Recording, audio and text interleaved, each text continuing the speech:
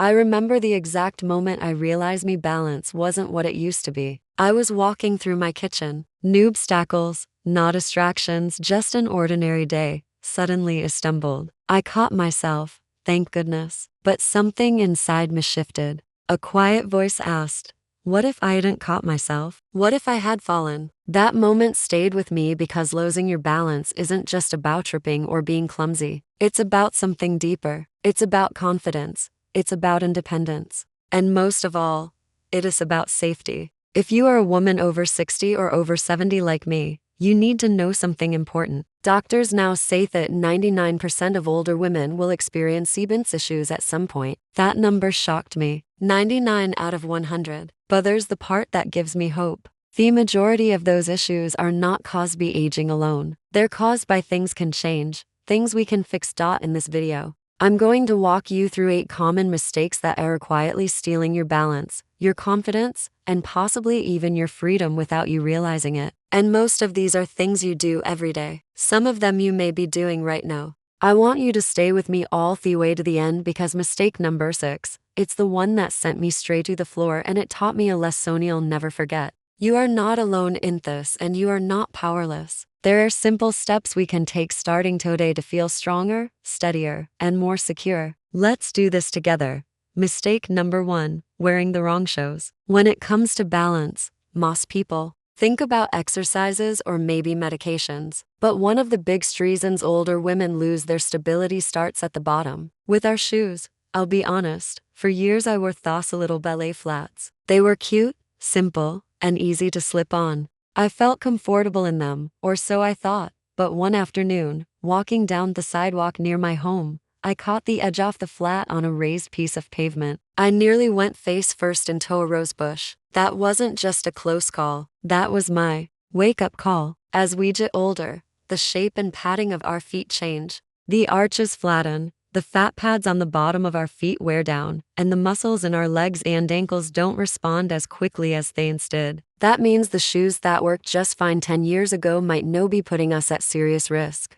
A good shoe is more than just something to cover your feet. It's your foundation. If your foundation is weak, then everything above it becomes unstable too. So, what makes a shoe right for you now? First, it needs to have a firm, non-slip sole. That means no smooth, worn-down bottoms. Second, you want structure and support. Something that holds your ankle and arch in place, not something that flops around. Third, cushioning. Think memory foam or a supportive heel cup, especially if you walk a lot on hard surfaces like tile or concrete. Finally, fit. A shoe that is too loose can trip you up just as easily as one that is too tight. Now, you might be thinking, I don't want to wear orthopedic shoes. They're ugly.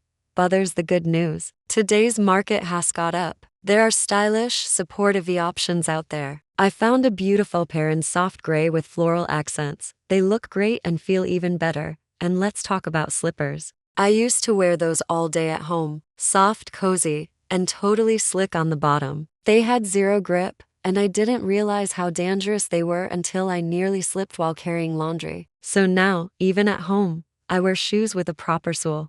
Not heavy boots, just something stable with a good grip. The difference? I walk taller. I feel more confident, and I haven't tripped on that rug corner in months. Shoes seem like a small detail, but when you're over 60, they're not small anymore. They're safety, they're confidence, and sometimes they're the difference between a normal day and an emergency room visit. Mistake number 2, skipping strength training. The zone might surprise you. It surprised me. For a long time, I believed that strength training was something younger people did. I thought it meant going to the gym, lifting heavy weights, or joining a fitness class with loud music and tight outfits. That wasn't me. I figured I was active enough just doing the usual, walking, cleaning, gardening. But that wasn't enough. The truth is after the age of 50, our bodies begin to lose muscle every single year. Not a little, a lot. And it happens so gradually, you don't even realize it until one day you try to get out of a low chair and you can't do it without using both arms to push yourself up. That's not just getting older, that's muscle loss. And the good news, it's reversible. I started slow. I didn't join a gym or buy fancy weights. I picked up a pair of light dumbbells from the local store and kept them near the couch. I began doing simple movements while watching television. Things like arm curls, wall push-ups, and seated leg lifts. Some days I didn't even use weights, just mobility. The goal wasn't to look like a fitness model. It was to rebuild the strength I had quietly lost. The changes came fast. Within weeks, I noticed that standing from the couch took less effort. I felt stronger carrying groceries. I even started walking uphill with more confidence. But more importantly, my body could react again. You know that moment when you trip and you try to catch yourself? If your legs and core aren't strong enough, your body just collapses. But with strength, your body fights back. It stabilizes. It keeps you upright. And here's the emotional part. Strength isn't just physical. It's mental. It's emotional. When you feel strong, you act strong. You stop avoiding curbs, uneven paths, or stairs. You reclaim your freedom. Just 10 to 15 minutes 3 times a week. That's all it takes. And it can be done at home in pajamas while watching your favorite show. No pressure, just progress. Every small improvement makes a difference because strength protects you not just from falls, but from fear. Mistake number 3, ignoring vision changes. You might not think of your eyesight when it comes to balance, but the two are closely connected. More than most people realize. I certainly didn't make that connection at first. I thought I was just a little clumsy in the dark or that my house lighting was too soft. But one night, I got up to use the bathroom. I didn't turn on the light. I didn't want to wake my husband. And as I tiptoed across the hallway, I completely missed the edge of a small rug. I went down hard on my knee. It took over a week to stop limping. That experience taught me something. Our eyes play a critical role in helping our brains understand where we are in space. It's not just about reading or recognizing faces. It's about judging distance, spotting contrast, and navigating steps, shadows, and uneven surfaces. As we age, our vision changes. It may not feel dramatic, but it is enough to affect our depth, perception, and balance. You might not realize that you're stepping just an inch too far or not far enough until it's too late. Many women over 60 continue to wear glasses with outdated prescriptions. I'll admit it. I wore mine for almost 4 years without an update. I thought they were good enough. But after that fall, I finally saw my eye doctor. Sure enough, my prescription had changed. I also learned about options like anti-glare coatings and lenses designed to help with contrast in low-light settings. These little upgrades made a huge difference. It's not just about glasses. It's also about lighting. A dim hallway or bathroom can make you breathing harder to see and throw your balance off, especially in the middle of night. I added small plug-in night lights to my bedroom, hallway, and bathroom. They were inexpensive and easy to install, but they gave me a new sense of confidence moving around after dark. If your glasses are scratched, old, or not tailored to your current needs, they could be putting you at risk every single day. And if your home is full of dark corners or shadows, your eyes are doing extra work, which leads to disorientation, dizziness, and even vertigo. So, do yourself a favor. Clean your lenses. Schedule that eye exam. Replace bulbs with brighter, warmer lights. Your balance starts with what you see. Make sure you're seeing clearly. Mistake number 4, overlooking medication. Side effects. This one hit closer to home than I'd like to admit. A few years ago, I started a new medication for my blood pressure. I had been feeling lighted on occasion, so my doctor prescribed something to help manage it. I took it as directed and expected to feel better, but instead, I started feeling more off balance. I would stand up from the couch and the room would tilt slightly. It was subtle at first, just enough to make me stop and steady myself. I blamed it on being tired or maybe dehydrated, but deep down I knew something wasn't right. Then one evening, as I got up too quickly, I stumbled and bumped into the coffee table. I didn't fall, thank goodness, but it scared me. That night, I finally read the fine print on the bottle, and there it was, clear as day, may cause dizziness or loss of balance. I wish I had paid attention sooner. As we get older, our bodies metabolize medications differently. A dosage that worked perfectly fine when we were 50 might be too strong at 70. On top of that, many of us take multiple medications and the side effects can interact in ways our doctors might not immediately notice. The truth is, you have to be your own advocate. Your doctor sees many patients. Only you live in your body. If something feels off, even slightly, write it down.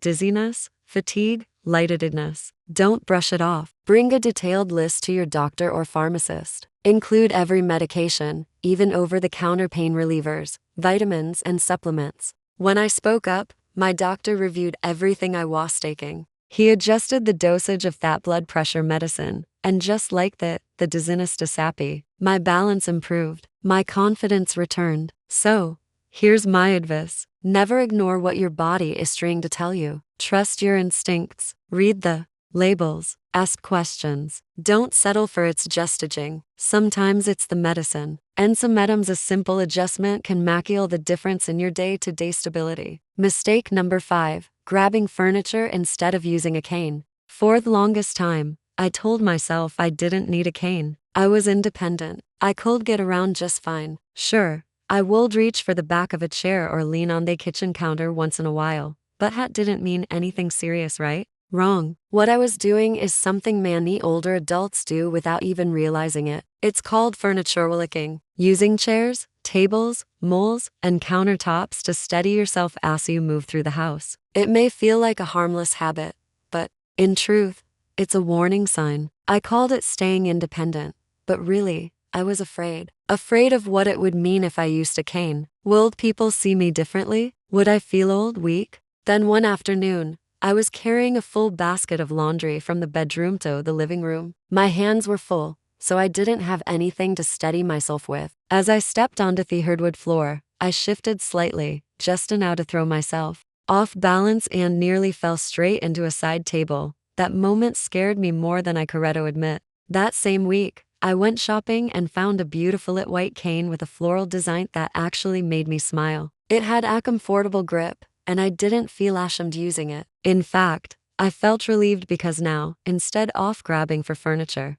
that wasn't built to support me, I had something that wasn't exactly for that purpose, my safety. Since then, I've walked taller, moved more confidently, and stopped feeling like I needed to catch myself every few steps. And no one has ever looked at me with pity. In fact, more often than not, people admire the cane and comment on how stylish it is. Using a cane isn't giving in. It's not admitting defeat. It's choosing strength. It's choosing safety. And more than anything else, it's choosing peace of mind. If you find yourself reaching out to furniture more often than you used to, even just in case, that's your body asking for help, and there's nothing weak about listening to it. Mistake number 6. Avoiding balance X. I'll be honest with you, I didn't even know balance exercises were a thing until I walked into a local wellness class at the community center. I thought it would be stretching, maybe a bit of seated yoga. I wasn't expecting to stand on one foot or walk in a straight line,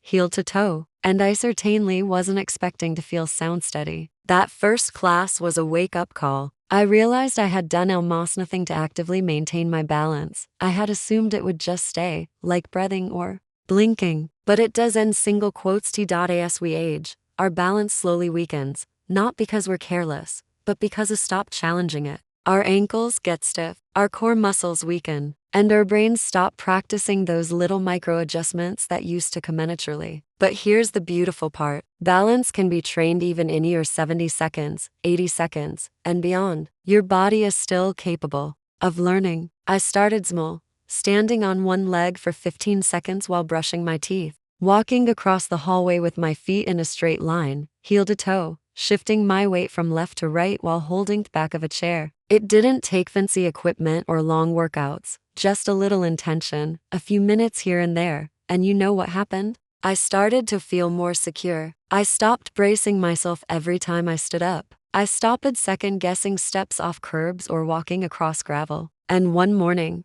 I caught myself dancing in the kitchen, something I hadn't done in years. Balance isn't just physical. It's deeply emotional. It's about trust. Trust in your body again. If you don't know where to start, there are free resources of YouTube videos, senior fitness classes, balance guides, even some insurance plans offer online programs. Now, don't wait until after a fall to take your balance seriously. Think of it like brushing your teeth, something simple, daily, and life-changing over time. Just 5 to 10 minutes a few times a week can protect your future more than you realize. Mistake number 7. Not drinking enough water. Out of all the things I've learned about aging, the zone might be the most surprising and the most overlooked. Not drinking enough water can affect your balance. Yes, really. Mild dehydration, the kind that creeps up slowly over the day, can lead to dizziness, confusion, fatigue, and even lightheadedness when you stand up, and that puts you at real risk for falling. Now, here's the tricky part. As we get older, our sense of thirst changes. Our bodies don't always send these same strong signals they used to. So, even if you're not feeling thirsty, you could still be running low on fluids. For years, I thought I was doing just fine. I drank tea in the morning, a cup of coffee in the afternoon, and maybe a little water with dinner. But what I didn't realize was that tea and coffee, especially the caffeinated kind, can actually contribute to dehydration. And when I did the math, I was getting less than 4 cups of water a day. That's simply not enough, especially for someone in her 70s. Then came the headaches, the mid-afternoon fatigue, the moment I stood up to fast and had to grab the wall because everything tilted. I assumed it was just normal aging, but when my doctor asked how much water I was drinking, I didn't have a good answer. That day, I started keeping a little notepad by the fridge. Every glass I drank, I marked it down. I aimed for 6 to 8 cups of actual water each day, not counting tea or soda, and the difference was remarkable. I had more energy. I looked better. My joints didn't ache as much, but most importantly, I felt steadier on my feet. So, here's my suggestion. Keep water where you can see it. On your nightstand by your favorite tecker, in your handbag when you go out. Sometimes all it takes is a pretty water bottle and a splash of lemon or cucumber to make drinking water a little more appealing. If plain water isn't your favorite, try herbal teas or even broth-based soups. Just watch for added salt or sugar. The goal is to stay hydrated in a way that feels doable and natural for your lifestyle. Hydration may not sound like a big deal, but for women our age, it absolutely is. It supports every system in your body, including the one that keeps you upright. Drinking enough water is one of the easiest, cheapest, and most powerful ways to protect your balance. Mistake number 8. Living in a fallen-friendly home. The last mistake I want to talk about is one that's so common, we hardly even notice it until it's too late. I call it living in a fallen-friendly home. You see, we spend so much time in our homes, we start to overlook the little hazards. That throw rug we've had for 20 years, that lamp cord stretched across the hallway, the step from the garage to the kitchen that's just a little too high. We know our homes by heart, but our body is change, and what used to be easy can suddenly become dangerous. My moment of realization came one morning when I was carrying a laundry basket. My arms were full, and as I stepped into the hallway, my foot caught the corner of a rug. It didn't fall, but I twisted my ankle and had to sit down right there on the floor. That ankle kept me out of morning walks for almost 2 weeks, all because of a rug I'd walked over 1,000 times. After that, I took a fresh look at my home, not just with my eyes, but with safety in mind. And what I found surprised me. In the bathroom, I had no grab bars, just smooth tile and a bath mat that moved under my feet. In the hallway, I had one single dim light bulb. And in the kitchen, I kept my Mostas pans on a low shelf that forced me to bend and twist. All these things, which felt normal for decades, had become quick risks. So, I made a few simple changes. I removed the loose rugs and a dead non-slip mats. I installed a grab bar next to the toilet and inside the shower. I swapped out dim bulbs for warm lights. I even bought a nightlight with a motion sensor for the hallway, and instead of bending to reach the bottom cabinet, I moved the pans I use most to waist level. None of this cost a fortune, but it gave me something priceless, peace of mind. And let me tell you, there's no shame in adapting your home to support your needs. You're no babying yourself. You're protecting your independence. You're making it easier to move through life with confidence. And if someone else comes to visit, a grandchild, a friend,